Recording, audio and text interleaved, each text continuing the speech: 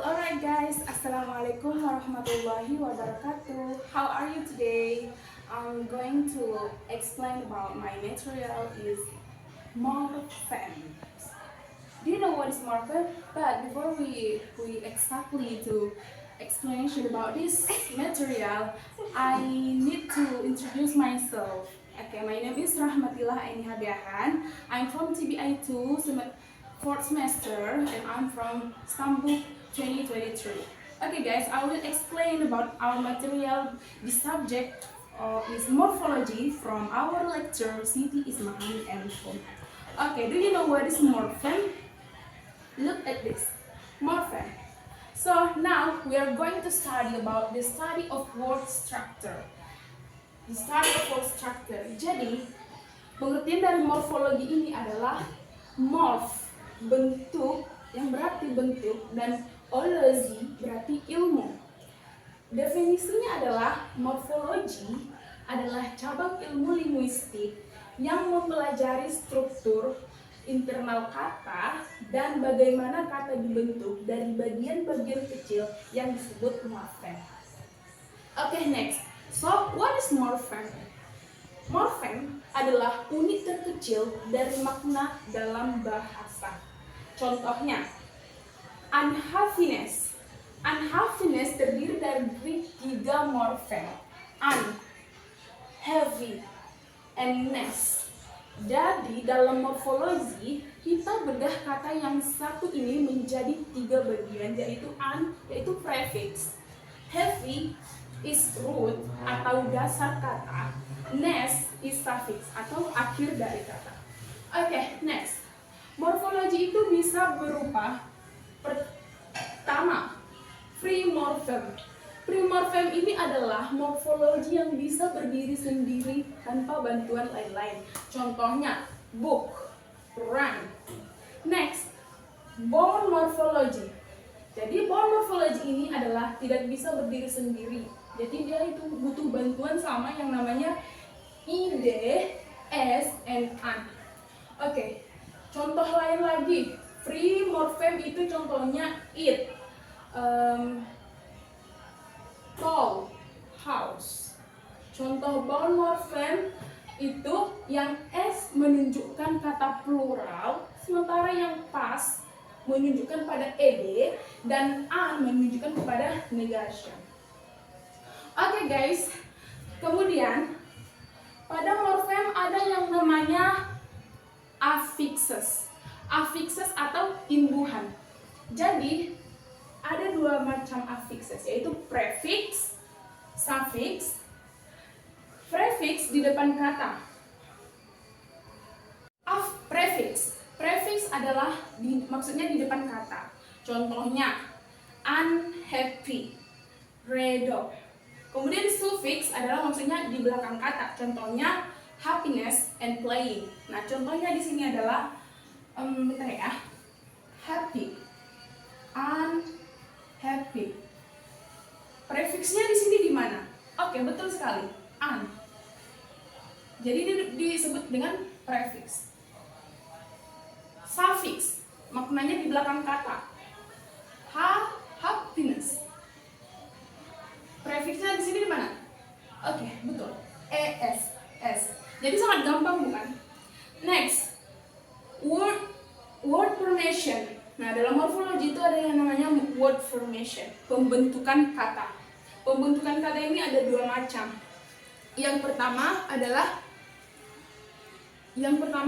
derivational morphology, yaitu mengubah kata dari arti dan kelas kata. Contohnya derivational morphology itu adalah mengubah kata benda menjadi kata sifat, kata benda menjadi kata kerja, kata sifat menjadi kata benda. Contohnya di sini adalah teach. Teach menjadi teacher. Teach di sini adalah kata verb, kata kerja menjadi teacher. Now. Nah, itulah kata. Satu kata jika diubah bisa menjadi 2 kata yang berbeda.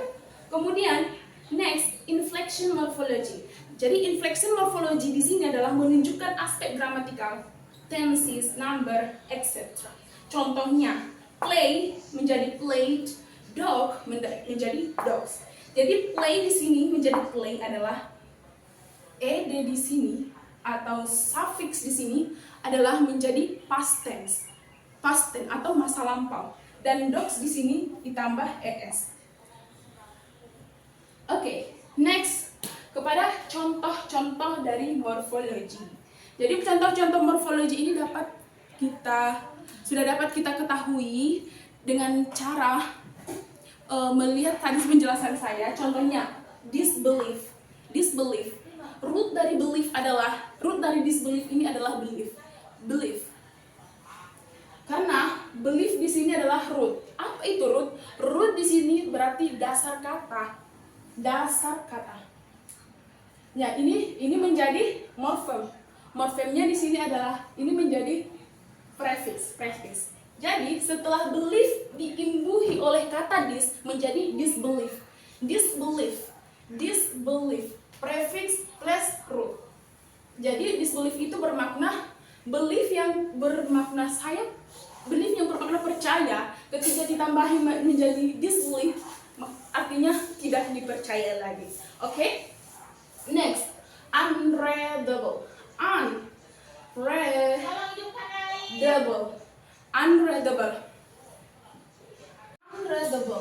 Do you know what does it mean unreadable? Okay. Di sini berarti tidak. Readable berarti di sini membaca. Able di sini bisa. Jadi ada 3 morfems ya. Unreadable. Jadi maknanya tidak dapat dibaca. Oke, di sini jenis dari morfemnya adalah prefix, root, and suffix. Oke, did you get it? Oke, next move on. Books di sini adalah root kata dasarnya, dan s di sini adalah menjadi suffix kata tambahannya menjadi books. Books plus s, root plus inflection. Ini adalah books adalah jenis morfem, root plus inflection. Oke guys, saya kira hanya itu penjelasan mengenai morfologi, the study of the structural morphology. Ini sekedar memperkenalkan sedikit mengenai apa itu morfologi dan bagaimana cara kerjanya morfologi. Jadi kesimpulannya adalah morfologi adalah studi tentang bentuk kata, yang mempelajari bentuk kata. Yang kedua, fokus utama dari morfologi adalah morfem, affixation, derivation, dan inflection. Kemudian dapat membantu meningkatkan keterampilan linguistik. Dan mengapa morfologi ini penting untuk kita pelajari? Karena yang pertama, ini adalah pembelajaran bahasa. Kedua, bisa menjadi penerjemah. Yang ketiga, pemrosesan bahasa alami. Dan yang terakhir adalah mengajari kosakata secara efisien. Jadi gampang bukan apa itu makna dari morfologi? Jadi morfologi ini adalah satu cabang studi linguistik dalam bahasa Inggris yang sangat penting untuk kita pelajari. Oke, saya kira cukup sekian penjelasan kita hari ini mengenai morfologi, the study of the word structure. Saya harap teman-teman sekalian ini semua dapat bermanfaat untuk kita semua, terutama kita dalam jurusan bahasa Inggris.